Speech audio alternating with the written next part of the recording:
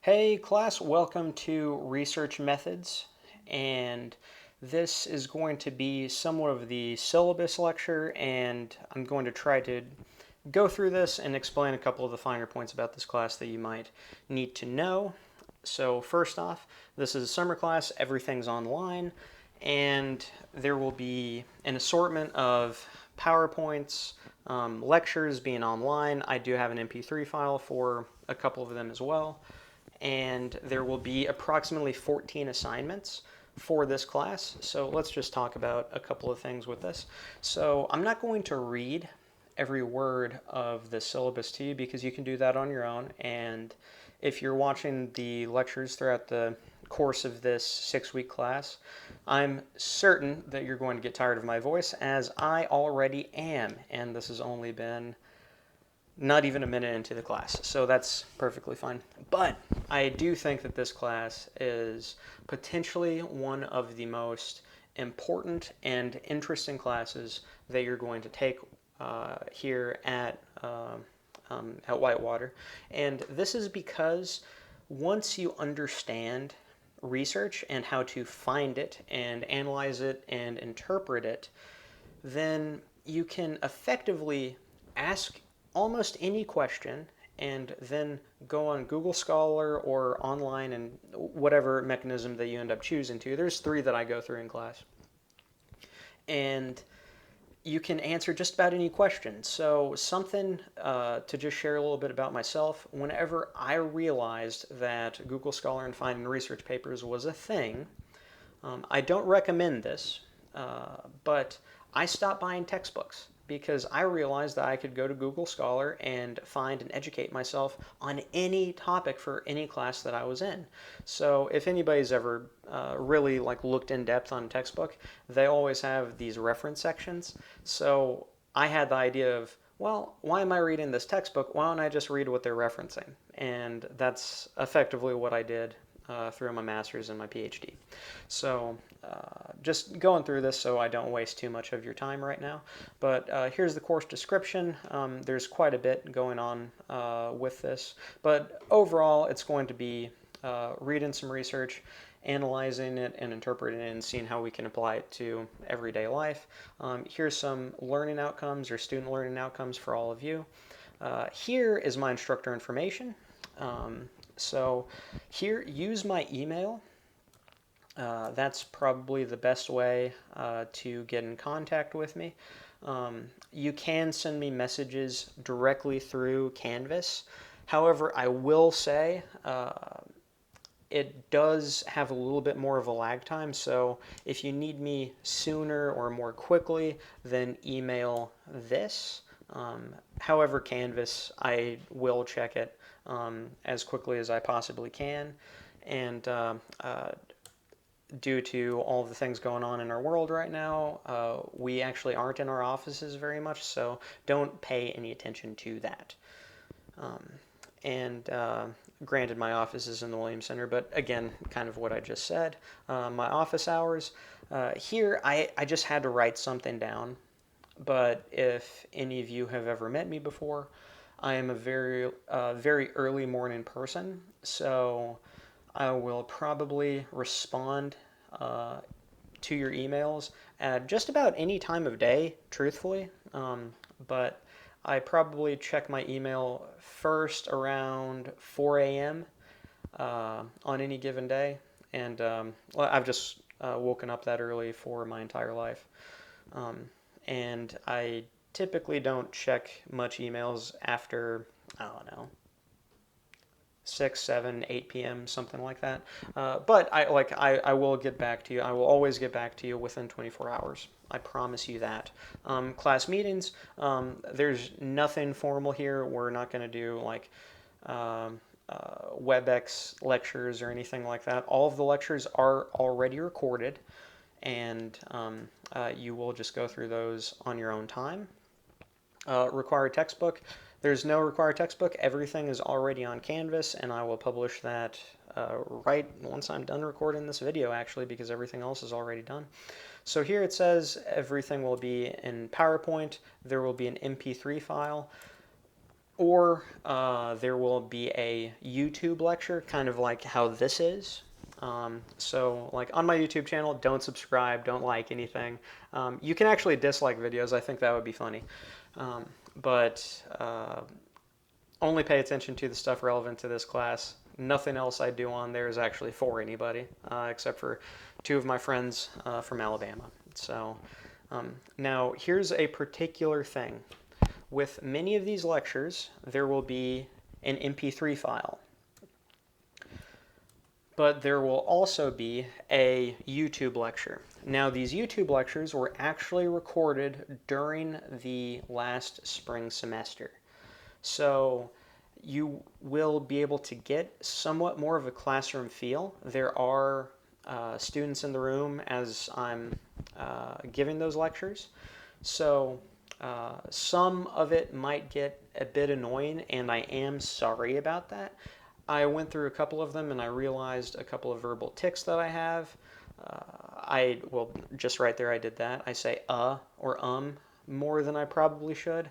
I say the word like too much. I'm very much a child of the 90s. So please overlook that. This is not a communication class, so I will not knock you on your poor communication skills. And so please give me some grace with mine. So there's effectively two different ways how to go through this class. There's an MP3 file. That will get you a little bit more direct on it. There will also be a YouTube video for a lot of these. And just a couple of things to make sure that you see the video as well. You can alter how the YouTube video looks, like the quality. None of them are in like 1080, but I think most are in 720. So make sure to adjust that. You can also speed up the videos or the MP3 files to make them go at 1.5, 2 times speed or anything like that. And I've actually had a student take this class before, and he listened to everything at either 2 times speed or maybe even faster than that. I don't remember exactly what he said, but he got through the entire class in a week. So you could do that if you want to. It was really remarkable how he did that, actually. Very impressive student he was. And I do realize in a lot of cases I talk somewhat slow. I am a Southerner, so that's my fault. But typically 1.25, 1.5, I probably sound normal. Now let's go through the rest of this. Course management, the nature of the course meetings. Everything's at your own pace. Effectively, everything is open for you to do already. I don't believe that the final exam is. I think you actually have to take the final exam on the particular due date, which is, I think it's August 14th. I'll go back and look down at that. So this is very much do everything at your own pace. Now granted, throughout, I do have peppered in some due dates just to make sure that you're keeping up to date with the class. So let's look at a couple of these things that I'm going to have you do. So first off, the syllabus quiz. 10 simple questions. One of the questions is how many assignments are we going to have in this class, and it's 14. A couple of other things like you never have to actually come to class, stuff like that. I think I give you 2 or 3 attempts on the syllabus quiz to get all 10 points because you ought to get all 10 points on that. One of the other assignments is a find and research assignment, which effectively all I want you to do is find these different types of research articles, probably through Google Scholar, and give me the title, the date and year that it was done, and then give me the APA style citation for it. Next, we'll have test 1, which will be 50 points. It's really only over a couple of lecture sets, so hierarchy of research and location of research. It'll make sense whenever we get there. It's 50 points. I believe I give you about an hour to do it. I'm not trying to make anything difficult on these tests. I don't, basically no trick questions is what I'm trying to say. That's not really the point of this class. Now here, these mini reviews, there is a fair bit of reading and or listening that you're going to have to do for this class. Now, with these, we have a case report, an animal trial, a randomized control trial, epidemiology faces its limits paper, a placebo paper, a meta-analysis, an astrology paper. That's a really interesting one, I think. And 2 podcasts, and then listening to a debate. So there's a couple of things that you're going to have to read and or listen to, and they have a lot of technical parts in them. So, like, let's take a randomized control trial, for example. Typically, a standard research paper has an abstract, an introduction, a methodology section, a results section, a discussion conclusion, and a references section. Now, this is not a statistics class, so the methods and the results section, I don't think you're always going to understand it, and that's fine. I think you can get a good feeling or sense of how most of these papers, at least the ones that I picked, from reading the abstract, introduction, and discussion. However, I do want you to try to read the methods and discussion sections in these various papers. And for most of these, I do actually have aspects of lectures where I go over these papers to hopefully have all of us understand them just moderately better or more. But with these, I don't expect a super in-depth analysis. So 1/2 to 3/4 page, up to 1 page, like written analysis of it. And there's really only 2 aspects that I want you to address. So briefly, I guess that's weird how it wants me to lowercase that. I guess I will. That's fine. Oh, sentence structure. Not dealing with that. So I want you to briefly review what the researchers did and their findings. So overall, tell me what the researchers did in these papers and what they found. Or if it's a debate, who was there, what did they talk about, and what was more or less the conclusion of the debate, or the 2 podcasts that I'm going to have you listen to. Next, I want you to address how this information applies to the healthcare, coaching, strength and conditioning fields, or just overall health in general. So many of you, I think you might know that our department just changed its name to kinesiology, but still we're under a fairly broad umbrella of exercise science, recreation, health promotion, just all of that together.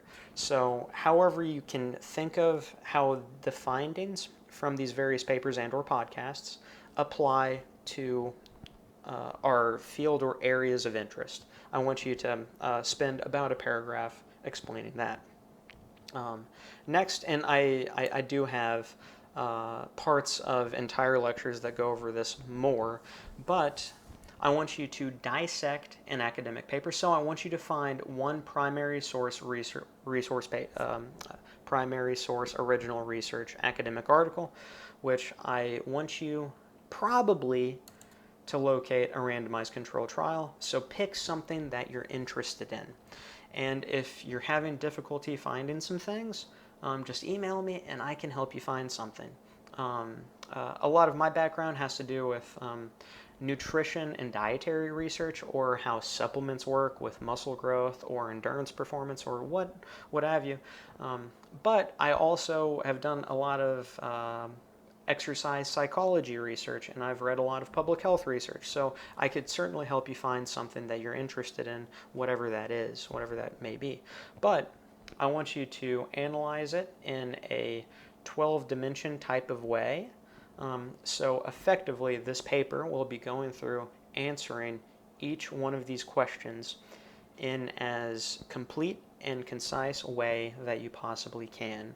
So things like who did it and where, what are the authors of the paper, and when did it happen? Like John Smith, Joe Smith, Evelyn Smith, so on and so forth, and they did it in the year 2012.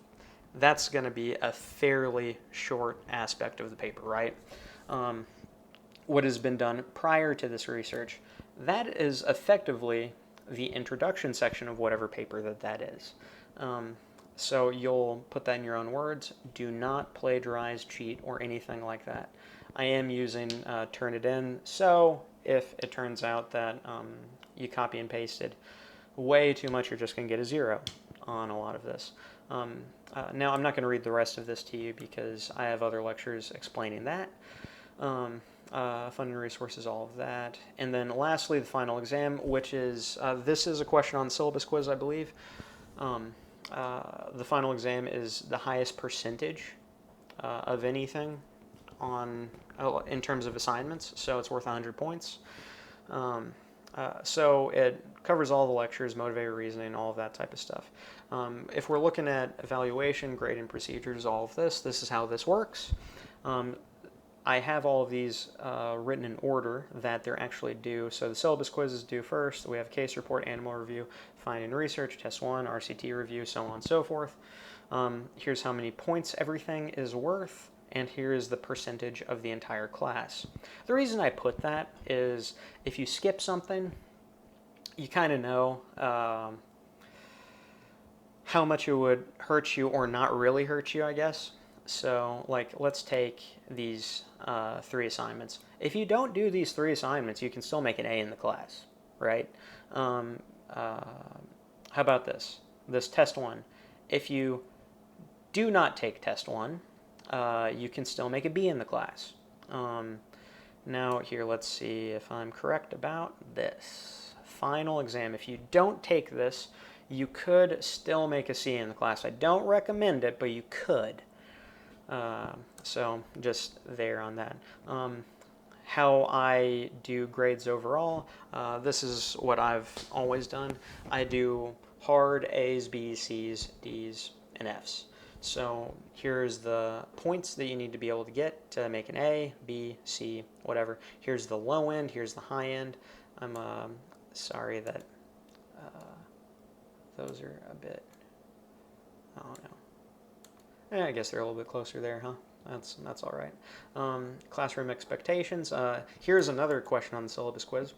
I expect you to check Canvas and your email every weekday. Now, granted, I'm pretty much going to open up all of this and just let you go with it. So it's very unlikely that I will email you every day. Now, I might pepper in some emails reminding you that, hey, this important thing is due today. Make sure you do that. But outside of that, I won't. Next thing here, cheating and plagiarism. Don't cheat. Everyone knows this. Read the student handbook. Here, accommodations. I've worked with people numerous times. If you need anything, just let me know. Or you can go through CSD. God, sorry, I almost said CSD. I mean CDC. Wait, there's too many acronyms in life these days. But CSD, go through them, email me, all will be well. Now here, this is our daily recommendation for what to do. So our class starts on the 6th, oh wait, yeah, well, shoot, I guess so. It's starting on Monday. Great. Starts on Monday. Various things to do. It might actually start on Tuesday. I need to go back and look at that. If that's true, I'll just kind of shift everything like a day or move some things down a little bit. But here's the recommendation. Actually, you know what? I do think it starts on the 6th. That's all right. Doesn't matter. Moving on with all of this. So we have syllabus and course introduction. That's what you're watching right now. Wow. Hierarchy of research. We have a couple of different things with that. The syllabus quiz isn't due until the 8th. For our lectures, our YouTube-based lectures, they look something like this. It's a YouTube thing. We'll go to Canvas and show you momentarily, but just like let's cover some of this a little bit more. Really big things. Case report due that day. Animal trial due that day. Test 1 due this day. Find research assignment due that day. So on. I believe all of this makes sense. And keep in mind, all of this is just the recommended thing to do. Overall, I don't think you're going to have to put in much more than about an hour worth of work a day to do all of this. So, yes, about an hour worth of work. there's only so many of these lectures, and each one is approximately only around 30 minutes on the low end, up to an hour on the high end, I believe. And I find a lot of it interesting, so I hope that you do too.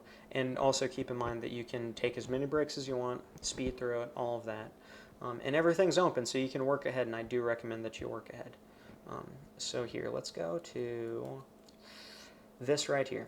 How I have this set up here in Canvas. This is how it looks for me. I guess we could go to the student view at the moment.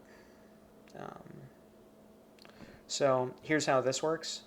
Everything is appearing to be due right there, but here's the syllabus. There's a syllabus quiz. I have it essentially sectioned off into weeks. So week 1, July 7th through 10th. Here are all the things I expect you to do. July 2nd through 13th. Everything going on through there. And notice whenever I said like hierarchy of research, here's the MP3 file to get you through it. Now here are YouTube lectures to like see different points of it. So you can click on those and you should go to another page and it should eventually open in another window. Hopefully everyone's used YouTube before. If you haven't, I can certainly help you out. July 2nd, there's that week. July 20th, there's that week. All the way through until the very end. Okay, leave student view. It's, I don't know why, but that purple at the bottom just bothers me for some reason. It's like it kind of hurts my eyes. But that is really about it. Hopefully all is well and this class makes sense.